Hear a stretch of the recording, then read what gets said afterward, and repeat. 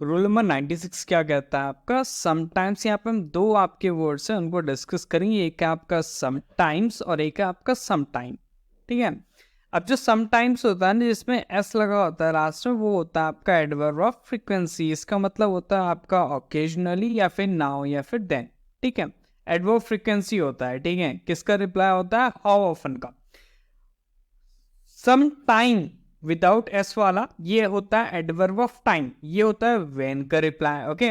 ये बेसिकली क्या करता है, भविष्य में कोई भी आपका एक ऐसा समय जो आपका क्या है, इंडेफिनिट है, ओके, अनिश्चित है, ओके, अनस्पेसिफाइड है, उसको दर्शाने के लिए, उसको रेफर करने के लिए हम क्या करते हैं, सम टाइम का यूज करते हैं। क्लियर है? अब इतना तो आपको पता लग गया होगा फ्रीक्वेंसी क्या होती है और एडवर्ब ऑफ टाइम क्या होता है। एडवर्ब ऑफ टाइम व्हेन का रिप्लाई होगा, एडवर्ब फ्रीक्वेंसी जो होगी वो आपका हाउ ऑफन का रिप्लाई, मतलब कितने बार का सेंस देगा। एग्जाम्पल देख लेते, देखो क्या लिखा हुआ आपका, I some time have to work late. Okay. तो अगर हम यहाँ पे सम टाइम यूज करते हैं ना, इसका मतलब है मुझे क्या करना पड़ता है, फ्यूचर में किसी एक इंडेफिनिट टाइम में लेट देर तक काम करना होता है, गलत हो जाएगा इसका मतलब ये होना चाहिए कि मुझे कभी कभी, ओके, क्या, मुझे कभी कभी क्या करना होता है, देर तक भी काम करना होता है। समझ रहे हो? तो कभी कभी इज बेसिकली आपका हाउ ऑफन। ओके।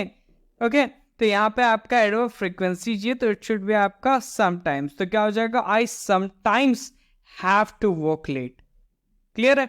तो ये चीज आपको ध्यान रखना है, इनमें बहुत तगड़ा आपका डिफरेंस होता है और इसको समझने में बहुत दिक्कत आती है। मुझे नहीं लगता इसके बाद आपको कोई दिक्कत होगी अगर ये आप समझ लेंगे इस तरीके से। एक और देख लो, अगला सेंटेंस क्या है आपका, इसमें हम क्या करेंगे, सम टाइम डिस्कस कर लेंगे। क्या लिखा है आपका, Rekha will visit us some times next month. तो यहाँ पे नेक्स्ट मंथ की बात होती है, मतलब भविष्य में किसी भी समय एक आपका इंडेफिनिट टाइम होगा, उस समय क्या करेगी रेखा, विजिट करेगी हमें। ओके।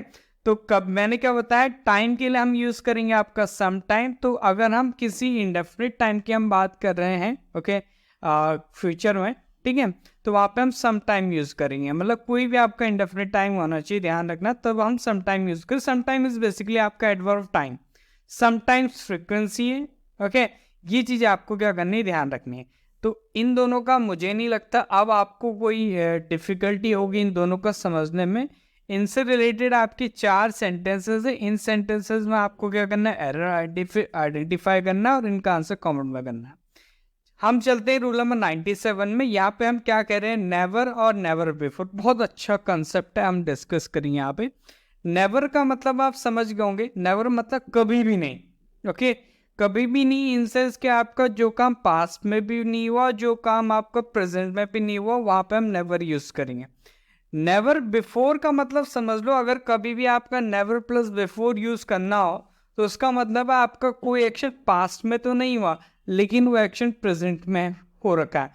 मतलब आपका कोई एक्शन, ध्यान से समझना, नेवर अगर किसी एक्शन को मतलब मॉडिफाई करेगा, डिस्क्राइब करेगा, तो वो एक्शन पास्ट में भी नेगेटिव होगा, नहीं हुआ होगा, और प्रेजेंट में भी नहीं हुआ होगा।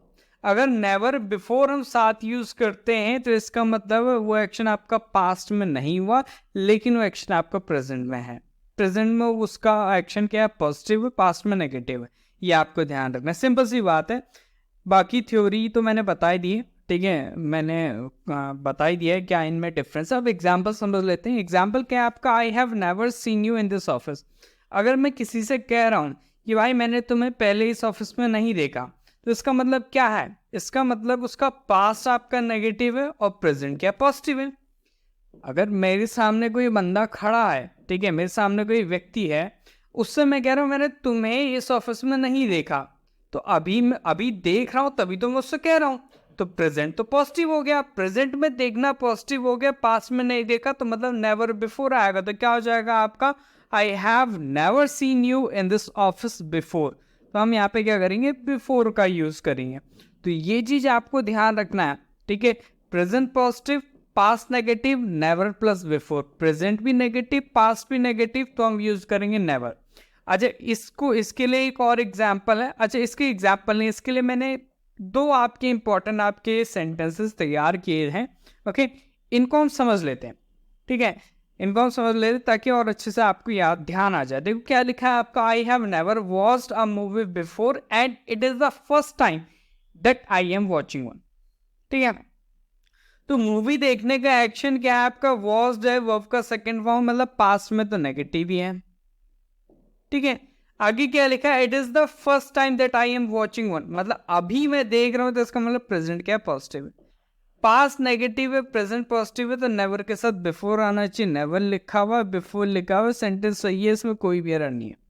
समझ लो। नेक्स्ट देखो क्या लिखा है आपका, I have never watched a movie before but I shall watch on tomorrow. देखी नहीं है मूवी मैंने, पास्ट की बात है, नेगेटिव हो गया। लेकिन मैं क्या करूंगा, कल एक देखूंगा, फ्यूचर में एक देखूंगा, तो प्रेजेंट भी तो नेगेटिव हुआ ना भैया। ठीक है, अभी थोड़ी देख रहा है, पहले वाले में तो अभी देख रहा था, प्रेजेंट पॉजिटिव हो गया, लेकिन कल देखेगा भाई, तो वर्तमान में तो नेगेटिव है, नेगेटिव है, नेगेटिव है, तो सिर्फ नेवर आएगा। ठीक है, बिफोर हटा दो, तो क्या हो जाएगा, I have never watched a movie but I shall watch on tomorrow. Simple सा फंडा है यार, इसको समझ लो भाई, कोई दिक्कत ही नहीं होगी। ठीक है, रूल नंबर 98 क्या कहता है आपका, when two infinitives are connected by a conjunction. Okay, conjunction जैसे हो गया आपके एंड हो गया, और हो गया, देन हो गया, बट हो गया। ठीक है, कंजंक्शन से कनेक्टेड है। कंजंक्शन भी मोस्टली आप मेनली आपके कोऑर्डिनेट कंजंक्शन, फैन बॉय जिनको हम कहते हैं। ठीक है, तो जो दूसरा इन्फिनेटिव वाला पार्ट होता है ना, जब दो इन्फिनेटिव कनेक्टेड हो कंजंक्शन से, कंजंक्शन में भी कौन से, कोऑर्डिनेटिव वाले, कोऑर्डिनेट वाले। ठीक है, तब क्या होगा, जो सेकंड इन्फिनेटिव होगा ना, वो आपका विदाउट टू लिखा जाएगा, यानी आपका वो बेयर इन्फिनेटिव फॉर्म में लिखा जाएगा।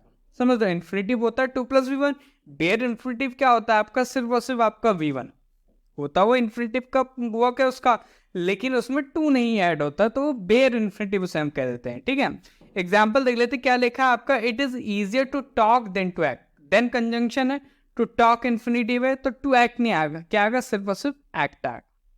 समझ लो मेरी बात को, तो ये फंडा आपने ध्यान रखना, बहुत इंपॉर्टेंट है, इससे रिलेटेड आपके काफी क्वेश्चन बन जाते हैं एग्जामिनेशन। एक और देख लेते क्या लिखा है आपका, she loves to read and to write. फिर से वही एंड कंजंक्शन है, टू रीड है, तो यहाँ पे सिर्फ और सिर्फ राइट आएगा। क्लियर है, आगे बढ़ते हैं। अच्छा, कुछ आपके क्या होंगे यहाँ पे, सेंटेंसेस 4 हैं, इनका आंसर आपने कमेंट में करना है, आइडेंटिफाई करो एरर और आंसर कमेंट कर दो। ओके, चलो मिलते हैं in the next section, till then जय हिंद जय भारत।